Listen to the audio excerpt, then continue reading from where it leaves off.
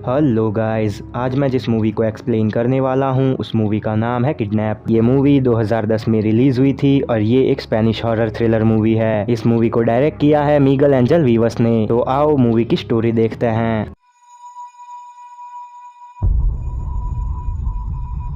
Movie start होती है और हम देखते हैं एक बॉडी जिसके फेस पर किसी ने पॉलिथीन बांधकर उसे फेंका हुआ था और उसके हाथ भी बंधे हुए थे। तभी अचानक उसे होश आता है और वो किसी तरह खुद को संभालते हुए चलने लगता है। वो एक रोड तक पहुंचता है जहां एक कार उसे टक्कर मारती है और वो गिर जाता है। तभी उस कार का ड्राइवर उसके पास आता है और उसके फेस पर बंधे पॉलिथीन को फाड़ देता है। हम देखते हैं कि इस आदमी की हालत काफी खराब थी। वो ड्राइवर इसके लिए हेल्प बुला रहा था, लेकिन इस आदमी को अपनी नहीं बल्कि अपनी फैमिली की चिंता थी। वो ड्राइवर के पास अपनी फैमिली को कॉल लगवाता है और जैसे ही कॉल लगता है वो कहता है कि किसी की बात मत सुनो, पुलिस को कॉल करो और किसी को भी अंदर मत आने देना। फोन पर थी उसकी बेटी और वो कहती है कि वो लोग तो कब के अंदर आ चुके और उन्होंने मॉम को भी मार डाला। और ये था मूवी का इंट्रो। फिर हम देखते हैं कि कुछ लोग एक घर पर सामान उतार रहे थे क्योंकि एक फैमिली अभी अभी अपने नए घर पर शिफ्ट हुई है। इस फैमिली में है हाइम, उसकी वाइफ मार्टा और उनकी बेटी ईसा। हाइम का कैरेक्टर प्ले किया है फर्नांडो केयो ने, जिन्हें आपने देखा होगा मनी हाइस्ट में कर्नल तमायो के कैरेक्टर में। खैर, ईसा मार्टा से बहस कर रही थी क्योंकि वो रात को अपने बॉयफ्रेंड के साथ एक पार्टी में जाना चाहती है, लेकिन मार्टा उसे पार्टी में जाने की परमिशन नहीं दे रही। तभी एक आदमी जो इनका सामान शिफ्ट कर रहा है वो इन दोनों के पास आता है। उसके हाथ में कुछ सामान था और वो पूछता है कि इस सामान को कहाँ रखना है। तब ईसा उसे एक रूम तक ले जाती है और वो वहाँ सामान रख देता है। वो वहाँ से जा रहा था, लेकिन जाते जाते उसने इनके घर की तिजोरी देख ली। खैर, रात को ईसा तैयार हो रही थी क्योंकि हाइम ने उसे पार्टी में जाने की परमिशन दे दी। इसीलिए मार्टा हाइम के साथ बहस कर रही थी। वो कहती है कि आज की रात हमें एक साथ सेलिब्रेट करनी थी। हाइम मार्टा को मना रहा था, तभी खिड़की तोड़कर एक चोर अंदर घुस आता है और वो हाइम को बेहोश कर देता है। और ये देखकर ईसा हेल्प लाने के लिए बाहर भागने लगी, लेकिन बाहर पहले से ही और दो चोर खड़े थे और उन्होंने ईसा को भी बेहोश कर दिया। फिर हम देखते हैं कुछ देर बाद का सीन जहां चोरों ने उन तीनों को एक जगह पर बैठा दिया। फिर वो लोग उनके पास से फोन और कार्ड्स भी ले लेते हैं। मार्टा और ईसा ने अपना फोन दे दिया, लेकिन हाइम ने फोन नहीं दिया। चोर के पूछने पर वो कहता है कि मेरा फोन ऑफिस में है, लेकिन चोर उसके नंबर पर कॉल लगाता है। तब फोन वहीं पर बज रहा था। एक चोर जाता है और फोन ले आता है। यहाँ हम देखते हैं कि ये चोर और कोई नहीं बल्कि वही लोग हैं जो दिन में इनका सामान उतार रहे थे। हाइम ने फोन के बारे में ना बताकर गलती की है, इसीलिए वो लोग मार्टा को टॉर्चर करने लगते हैं। चोरों ने मार्टा के फेस पर पॉलिथीन बांध दी। इन तीनों चोरों में एक चोर थोड़ा यंग है, एक इन दोनों का हेड है और एक चोर स्ट्रांग है लेकिन थोड़ा सनकी है। खैर, हाइम उनके सामने गिड़गिड़ा रहा था, लेकिन मार्टा को फ्री करने के बदले में वो लोग तिजोरी का कोड मांगते हैं। हाइम कोड बता देता है और वो लोग मार्टा को फ्री कर देते हैं। हेड हाइम को लेके जाता है गैरेज में क्योंकि ये दोनों अब बाहर जाएंगे। वहाँ वो एक नाइफ निकालता है जिसे देखकर हाइम डर जाता है, लेकिन हेड ने नाइफ उसे मारने के लिए नहीं बल्कि उसके हाथ फ्री करने के लिए निकाला है क्योंकि अब ये दोनों बाहर जाएंगे।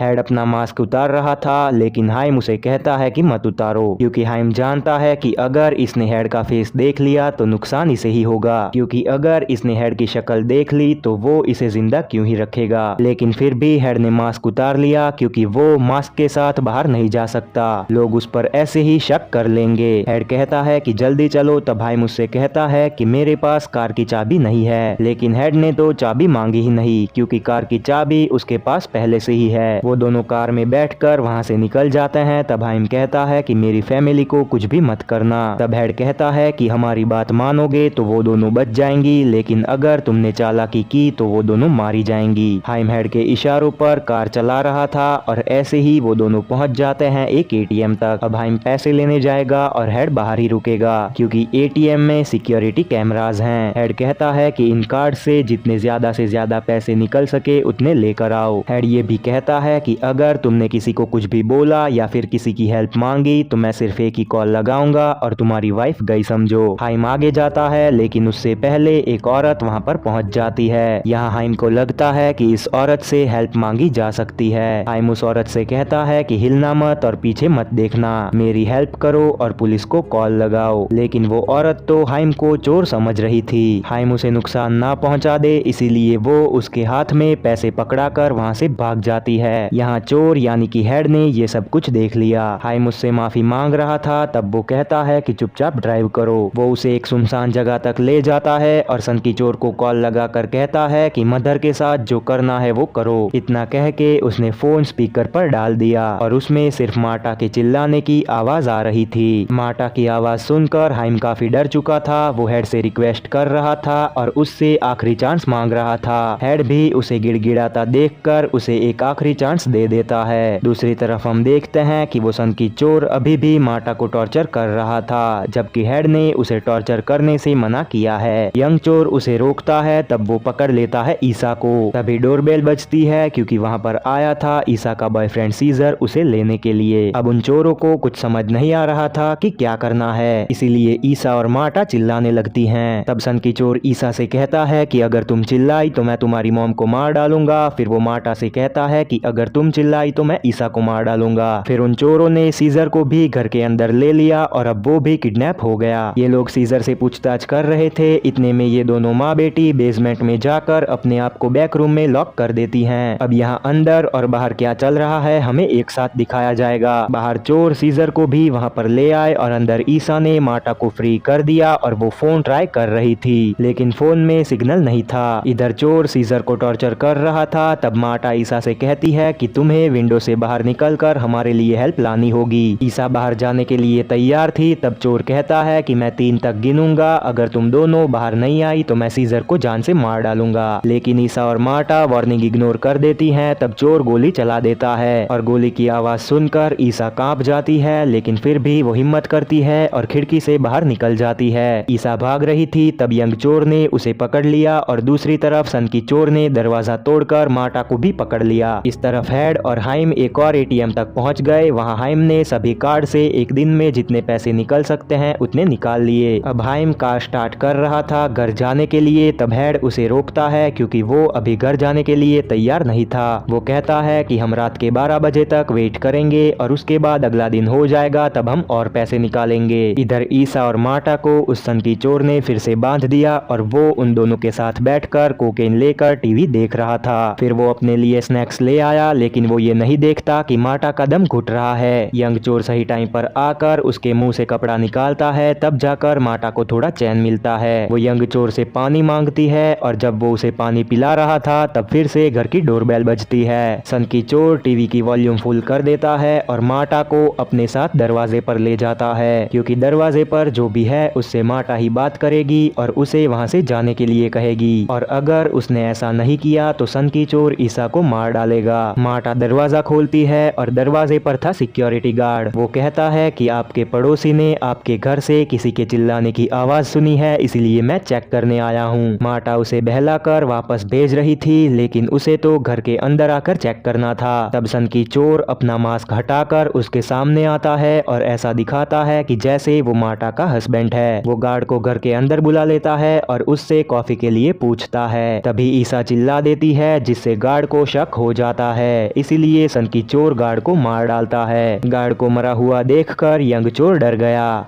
वो कहता है कि तुमने अपना चेहरा इन दोनों को दिखा दिया, अब हम कैसे बचेंगे। तब सन की चोर उसका मास्क भी हटा देता है और ईसा ने उसका चेहरा देखकर उसे पहचान लिया। यंग चोर समझ चुका था कि अब सन की चोर इन दोनों को मार डालेगा। वो ये सब कुछ बताने के लिए हेड को कॉल लगाता है, लेकिन सन की चोर उसका फोन तोड़ देता है। फिर वो ईसा का रेप करने के लिए उसे लेकर जा रहा था। तब मार्टा कहती है कि उसके बजाय मुझे ले चलो। ये सुनकर सन की मार्टा का हाथ तोड़ देता है और वो ईसा को अपने साथ ले जाता है। यंग चोर ये सब कुछ देखकर काफी दुखी था, लेकिन उसे सन की चोर की बात माननी पड़ेगी। वो मार्टा को नीचे ले जाकर बांध देता है, जहां हम देखते हैं कि सीजर मरा नहीं था, वो अभी जिंदा है। इस तरफ हेड उन्हें कॉल लगा रहा था, लेकिन उसे कोई जवाब नहीं मिलता, इसीलिए वो जल्दी से जाकर कार में बैठ जाता है और हाइम को भी कुछ समझ नहीं आ रहा कि क्या चल रहा है। हाइम देखता है कि एक पुलिस कार वहां से गुजर रही है और यही परफेक्ट मौका है हेल्प मांगने का, लेकिन लेकिन हेड उसका ध्यान ये कहकर भटका देता है कि मार्टा तुमसे बात करना चाहती है। हाइम जल्दी से जाकर कार में बैठ गया, लेकिन हेड उससे झूठ बोल रहा था क्योंकि कोई भी फोन नहीं आया। खैर इधर यंग चोर से ये सब कुछ बर्दाश्त नहीं हो रहा था। वो सीधा ही जाकर भिड़ गया सन की चोर से जो ईसा का रेप कर रहा था, लेकिन सन की चोर यंग चोर पर भारी पड़ रहा था, इसीलिए ईसा उसके सर पर एक लैंप मारकर उसे काबू करती है। फिर ईसा वहां से भागकर खुद को एक रूम में लॉक कर देती है। और यहाँ हम फिर से दो सीन एक साथ देखेंगे, एक में है ईसा और दूसरे में है हाइम। इधर सन की चोर दरवाजा तोड़ने की कोशिश कर रहा था और उधर हेड हाइम से कहता है कि कल हम बैंक से पैसे लेने जाएंगे, एटीएम काफी नहीं है। हाइम को काफी गुस्सा आ रहा था और वो जानता था कि कुछ किए बगैर ये सब कुछ खत्म नहीं होने वाला, इसीलिए वो कार क्रैश कर देता है। और इस तरफ जब सन की चोर अंदर आता है तब ईसा एक कैंची से उसे स्टैब कर देती है, लेकिन अभी भी सन की चोर ईसा पर भारी पड़ रहा था, इसीलिए ईसा उसके फेस पर वार करती है, जिससे उसकी एक आंख फूट जाती है। और इस मौके का फायदा उठाते हुए ईसा उसका हेड क्रश करके उसे मार डालती है। यहाँ हाइम हेड की गन लेकर घर की ओर निकल पड़ता है और इस तरफ ईसा घर से बाहर निकलने की कोशिश कर रही थी, लेकिन यंग चोर उसे जाने नहीं देता। ईसा गार्ड की गन उठा लेती है, तब यंग चोर उसे शांत करता है और अपनी बातों में उलझाकर उसके हाथ से गन छीन लेता है। फिर वो ईसा पर वार करता है और पैसों का बैग लेकर वो वहाँ से भाग जाता है। अब हाइम भी घर पहुँच चुका था और उसे ईशा मिल जाती है और कुछ इस तरह ये दोनों सीन फिर से एक हो जाते हैं। हाइम खुश था कि उसकी बेटी जिंदा है। वो और भी खुश हो जाता है नीचे वाले कमरे में मार्टा और सीजर को देख के। वो सब लोग खुश थे कि उन्हें कुछ भी नहीं हुआ। हाइम ईसा को गन देता है और सीजर का फोन लेकर ऊपर आता है। फिर वो पुलिस को कॉल लगाता है और सब कुछ बता देता है, लेकिन हेड अभी मरा नहीं था, वो वहाँ पर आ जाता है और हाइम का हेड क्रश करके उसे मार डालता है। तब तक मार्टा भी वहाँ पर पहुँच जाती है और हाइम को मरा हुआ देखकर वो शॉक में थी। वो गोली चलाती है जो कि हेड को लग जाती है, लेकिन उसे कुछ भी नहीं होता, उल्टा वो उसके हाथ से गन छीन कर उसे भी मार डालता है। सीजर और ईसा भी वहाँ पर पहुँच चुके थे। ये सब कुछ देखकर सीजर वहाँ से भाग रहा था, तब हेड उसे भी शूट कर देता है और वो भी यहाँ पर मारा गया। ईसा की सांसें रुक चुकी थी क्योंकि अभी थोड़ी देर पहले ही सब कुछ ठीक हुआ था और वो सब लोग एक साथ थे, लेकिन पलक झपकते ही सब कुछ बदल गया। ईसा ये सब कुछ प्रोसेस नहीं कर पा रही थी, तभी हेड एक नाइफ से कई बार स्टैब करके उसे भी मार डालता है और इसी के साथ ये मूवी यहीं पर एंड हो जाती है। तो मूवी के आखिर में वो फैमिली एक हो गई थी और सब कुछ ठीक हो गया था। थोड़ी देर में पुलिस वहां पर पहुंच जाती, लेकिन उस थोड़ी देर में ही उनकी लाइफ पलट गई। खैर आपको ये वीडियो कैसी लगी आप मुझे कमेंट करके बता सकते हो। बाकी मैं मिलता हूँ आपको अगली वीडियो में, तब तक के लिए बाय।